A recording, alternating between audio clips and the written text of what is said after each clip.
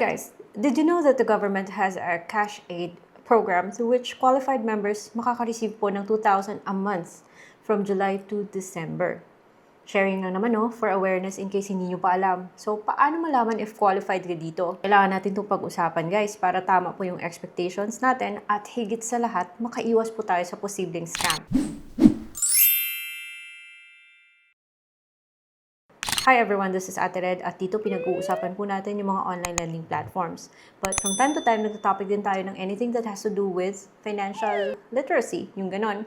So, I personally, SSS member din ako. And by the way guys, this video is not sponsored nga pala ha.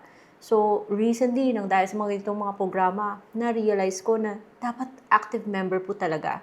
Hindi naman sa sinasabi kong gusto ko rin maka-avail ng mga ganitong serbisyo. Pero aside from that, ang dami po nating serbisyo makukuha sa gobyerno at when it comes to loans, mas better pong lapitan yung SSS kaysa yung OHLA, diba? Pero eto, yung mga benefits na to, hindi man ako pwede, pero share ko na lang sa inyo para in case hindi pa kayo aware, para ma-check nyo na rin kung pwede kayo dito o hindi. So, ano ba yung Uplift program? Yung Uplift program or Unified Package for Livelihoods, Industry, Food, and Transport ay isang tulong pinansyal mula sa gobyerno at DSWD para suportahan yung approximately 7.5 million Filipino households ngayong 2026. Kasama sa programang ito ang mga kabilang na mga 4Ps, low-income household at mga low-income pero employed. Ano yung benefits under this program? Yung Group 2 or poor or near poor households ay eligible na makatanggap ng 2,000 pesos monthly until December. Para naman sa mga empleyado or low-income SSS members na qualified, which yun yung mga under Group 3, makakatanggap din ng 2,000 bawat buwan mula Hulyo hanggang December 2026. To be eligible under this group, kailangan yung monthly salary credit mo must be 20,000 and below.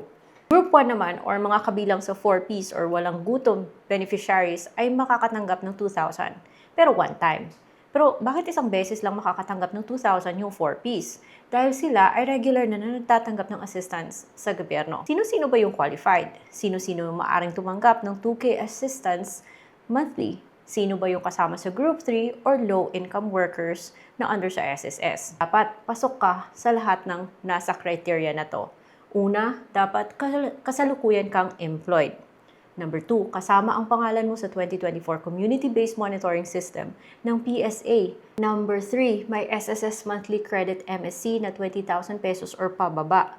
May kahit isang beses na SSS contribution ng 2025 or 2026.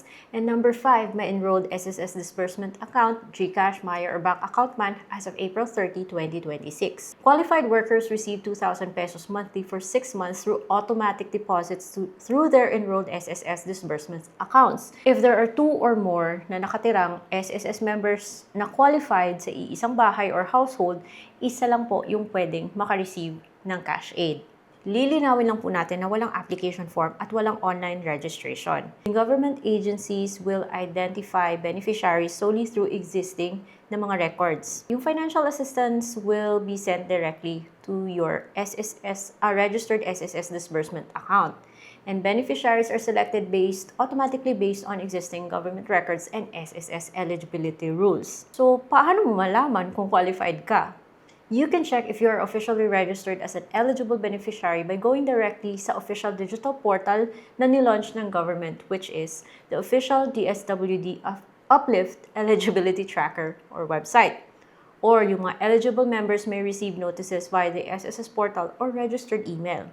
So, paano siya matatanggap? Para sa mga qualified SSS members, napakadali po kasi automatic deposit po yung monthly mong 2K na cash aid. Directing pong matatanggap sa inyong enrolled SSS disbursement account. So guys, nililinaw po ng DSWD na nakadepende ang lahat sa 2024 CBMS census at SSS records. Kung hindi ka natag bilang poor or near poor sa CBMS survey or lumagpas sa 20,000 pesos, ang iyong monthly salary credit sa SSS, automatic po na hindi ka kasama sa master list. Kung sa tingin mo ay nagkaroon ng pagkakamali sa iyong CBMS record, maaari ka rin mag-verify sa inyong local LGU or local DSWD office. Marami na rin po yung masama yung loob dahil hindi eligible sa programang ito. Yung iba naman ay nagsasabi sana gawin to para sa lahat. Pero tandaan po natin na ito po ay isang privilege. Kaya meron po tayong sila na sinusunod na criteria.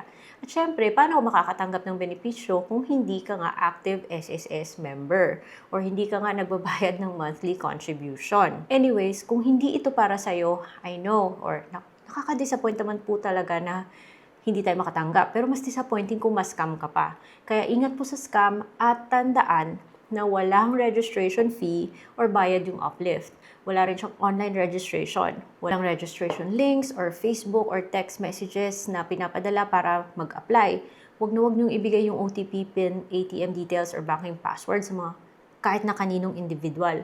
Lagi lang kayo mag-abang ng mga opisyal na pahayag ng DSWD at SSS at kung meron ako nakalimutang banggitin, comment nyo lang below and let me know your thoughts. And that's all for today. I hope meron kayong natutunan. Bye-bye!